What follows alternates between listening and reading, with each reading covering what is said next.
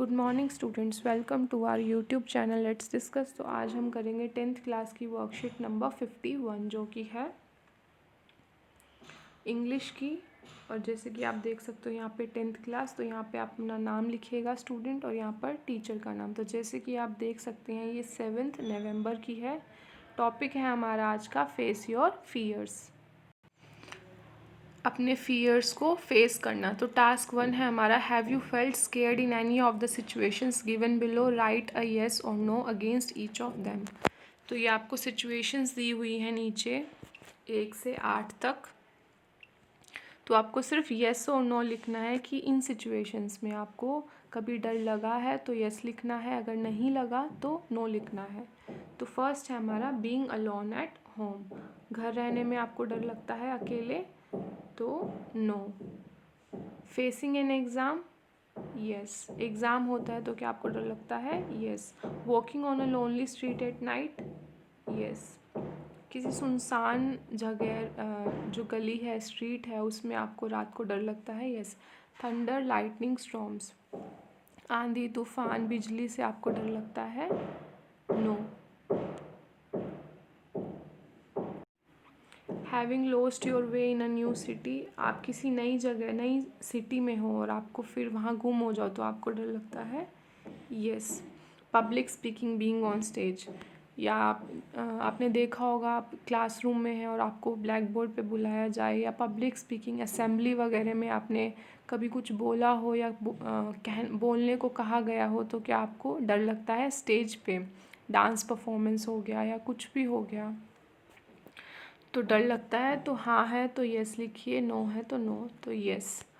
Travelling alone in public transport, आपको metro, बस या किसी कैब में ट्रैवल करने में डर लगता है? नहीं, तो आ जाएगा, कुछ भी लिख देना आप अपने हिसाब से। टॉकिंग टू अ स्ट्रेंजर, किसी अजनबी से, अनजान से, जिसको आप नहीं जानते हो, किसी अनजान व्यक्ति से, या कोई आपकी क्लास में स्टूडेंट है जिससे आपने कभी बात ना की हो स्कूल में, तो उससे आपको बात करने में डर लगता है या नहीं, तो आ जाएगा नो। नेक्स्ट है हमारा टास्क बी, उसमें आपको क्या करना है, sometimes past failures discourage us, we can try to learn from them and start again, try rewriting the following sentences into a positive statement one has been done as an example. जो आपके past failures होते हैं वो क्या होते हैं, जैसे आपने पहले कुछ गलती कर दी, या आप किसी एग्ज़ाम में फ़ेल हो गए, या कम मार्क्स आ गए, या जैसे आपको मैथ्स कोई क्वेश्चन सॉल्व नहीं हुआ, तो इसका मतलब यही नहीं है कि आप डिस्करेज हो जाओ, आप लो सेल्फ एस्टीम मतलब लो कॉन्फिडेंस हो जाए आपको। तो आपको क्या करना है, उस चीज़ को पॉजिटिव वे में लेके दोबारा ट्राई करना है, दोबारा फिर से स्टार्ट अगेन करना है, क्योंकि हमें पता है कि हम फेलियर से ज़्यादा सीखते हैं एज़ कम्पेयर टू जब हम जीतते हैं। तो फेलियर से हमें डिस्करेज नहीं होना चाहिए, उल्टा हमें उनसे सीखना चाहिए। So instead of thinking saying I will think and say. So first है हमारा, आई मेड अ मिस्टेक, मैंने गलती कर दी। ये बोलने की वजह आपको क्या बोलना है, I can improve it the next time. Next है हमारा, this is too difficult, I give up, I will never understand this. तो चलिए इसको करते हैं हम। ये रहा फर्स्ट हमारा, ये कर लिया हमने। सेकेंड है, दिस इज़ टू डिफ़िकल्ट, ये बहुत मुश्किल है। इसकी जगह आपको क्या बोलना है, I will try it again as everything is possible if you work hard. मैं इसको दोबारा करूँगा क्योंकि सब चीज़ संभव है अगर हम वर्क हार्ड करें। नेक्स्ट है हमारा, आई गिव अप, इसकी जगह आप लिखोगे आई will try it again and never give up.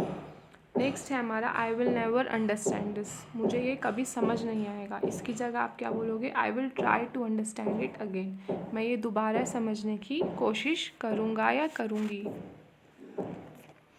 Task सी अब हम करते हैं अपना। Task C, in the lesson 2 stories about flying you read about a young seagull who was initially afraid of flying. Finally he overcome his fears and learned to fly. With the help of the above task, write a paragraph in 100 to 120 words how to overcome fears. You may use the following pointers. तो जैसे कि हमने पिछली worksheet में जो पहले worksheet की थी उसमें पढ़ा था कि एक स्टोरी थी सी गुल के बारे में जिसको उड़ने से डर लगता था, तो उसने कैसे फाइनली अपने फ़ियर को ओवरकम किया और उसने रियलाइज़ किया जो फ़ियर था, जो डर था उसका, वो सिर्फ माइंड में था, वो रियल में नहीं था। तो आपको पैराग्राफ लिखना है 100 से 120, 100 to 120 वर्ड्स में कि अपने फ़ियर को, अपने भय को कैसे हम ओवरकम करें। तो ये आपको पॉइंटर्स दिए हुए हैं। Identify your fears. पहला हमारा पॉइंटर क्या है कि अपने फ़ियर को आइडेंटिफाई करना कि डर किससे लगता है। फिर आपको क्या करना है, जब भी वो इंसिडेंट होगा तो आपको नोटिस करना है अपनी फीलिंग्स को कि आप नर्वस हैं, पैनिक हैं, या डर लग रहा है, या वरी है। थर्ड है मेंटेन अ पॉजिटिव एटीट्यूड।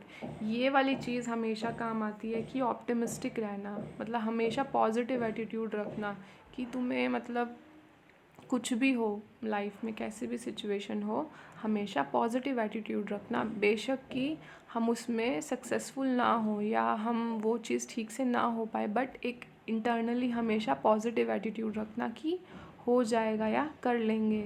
हमेशा ऐसे पॉजिटिव एटीट्यूड मेंटेन रखना। इससे क्या होता है, हम बहुत काम रहते हैं और ज़्यादा हम नर्वस या वरी नहीं करते।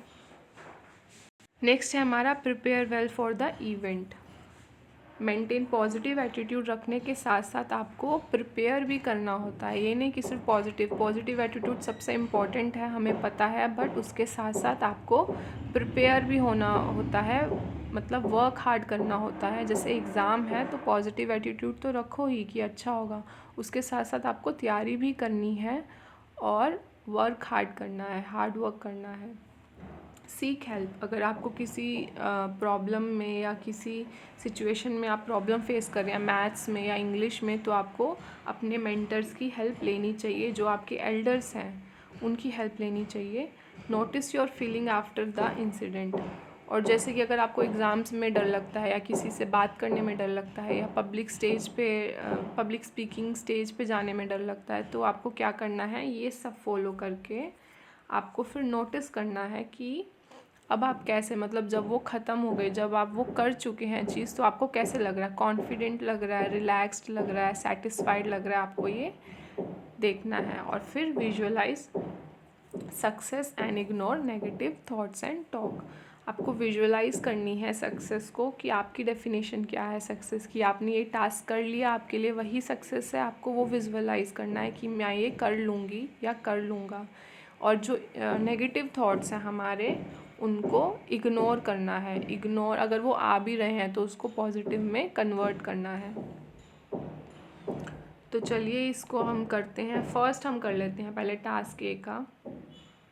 ये रहा, being alone at home, no. Facing an exam, no. Walking on a lonely road at night, yes. Thunder lightning storms, no. Having lost your way in a new city, no. Public speaking, yes. Travelling alone in public transport, no. Talking to a stranger, no. तो ये आपको अपने हिसाब से देखना है। अगर आपको डर लगता है तो येस लिखना है, नहीं लगता तो नो। तो चलिए पैराग्राफ करते हैं अब हम। ये रहा, so every being on earth wanted to be happy and loved, even the insects and animals are afraid of. तो हर कोई जो भी इस अर्थ पे है ना, सभी खुश रहना चाहते हैं और वांटेड टू बी लव्ड, जो इंसेक्ट्स एनिमल्स हैं इवन वो भी। So it's natural to be fear of something. ये आपको ऐसे नहीं है कि मुझे इससे डर लगता है तो सिर्फ मुझे ही लगता है, सभी लोगों को, जो भी इस पृथ्वी पे है, किसी न किसी चीज़ से डर लगता है। तो इसको हमें as a problem, let's not see it as a problem, but what we can do is to identify our fear first. इसको हमें ऐसे नहीं देखना कि ये मेरी प्रॉब्लम है या मुझे इसे डर लगता है तो ये बहुत बड़ी प्रॉब्लम है। उल्टा हमें क्या करना है, इसको आइडेंटिफाई करना है कि किससे डर लगता है और क्यों लगता है, और उसको what we are afraid of, like I afraid of mathematics. अगर आपको किसी भी चीज़ से, अगर आपको पब्लिक स्पीकिंग या स्टेज पे जाने से डर लगता है तो आप वो यहाँ पर लिख सकते हैं। इसका स्क्रीनशॉट भी लेते रहिएगा। जैसे कि ये रहा फर्स्ट पैराग्राफ हमारा, I afraid of mathematics, and if teacher called me on blackboard or whiteboard to solve the question, I became nervous. So it's natural to be afraid of something. What I do is to observe my feelings. ये जो है ये pointer से लिया गया है point, और ये वाला भी, आइडेंटिफाई वाला भी, identify our fear first. So whether I am nervous or worried and try to be optimistic about myself and the situation. अगर मैं जब भी नर्वस हूँ या वरिड हूँ तो मैं क्या करती हूँ, ऑप्टिमिस्टिक रहने की कोशिश करती हूँ या करता हूँ and the situation. This will help in every situation. Next thing is to prepare well and do hard work as if you do hard work everything is possible. I seek wise people advice who are elders and who understands me better. जो बड़े लोग हैं, जो समझदार लोग हैं, मैं उनकी हेल्प लेता हूँ या लेती हूँ जो मुझे अच्छे से समझते हैं. Like in maths class I ask my teacher and friends for guidance. जैसे कि मैथ्स क्लास में मैं अपने टीचर और जो मेरे क्लासमेट्स हैं उनसे मैं गाइडेंस लेता हूँ या लेती हूँ. So it's natural to be afraid of something. Every being on earth is afraid of something. Our main task, मतलब इसका ये है कि सभी लोग किसी ना किसी चीज़ से डरते हैं, तो हमें पैनिक नहीं होना है या सोचना नहीं है ऐसे कि हमें कि अरे ये तो बहुत बड़ी प्रॉब्लम है. उल्टा हमें क्या करना है कि हमें ये सोचना कि हर इंसान किसी ना किसी चीज़ से डरता है. तो हमारा मेन टास्क क्या है, is to overcome our fear, कि कैसे उसको ओवरकम करें. पहले आइडेंटिफाई करें, फिर पॉजिटिव एटीट्यूड रखें अपने लिए और सिचुएशन के लिए, और फिर हेल्प लें अपने एल्डर्स की, वर्क हार्ड करें और उसके बाद ओवरकम करने की कोशिश करें. Because as we have read in the story that fear is only in the mind. जैसे कि हमने सीगुल वाली स्टोरी में पढ़ा है कि जो सीगुल का जो फियर है फ्लाइंग का, वो उसके सिर्फ दिमाग में होता है. तो मेन थिंग, इम्पॉर्टेंट थिंग क्या है, is to keep trying as long as we are on the right path and direction. Main task क्या है कि वर्क हार्ड करें और सही रास्ते पे आप वर्क हार्ड करते करते सही रास्ते पर चलते रहें as long as you are right on the path direction. So मतलब ट्राई करते रहें जब तक आप सक्सेसफुल ना हो जाए.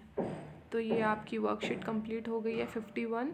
तो चलिए, वीडियो देखने के लिए धन्यवाद. चैनल को लाइक शेयर सब्सक्राइब ज़रूर करिएगा.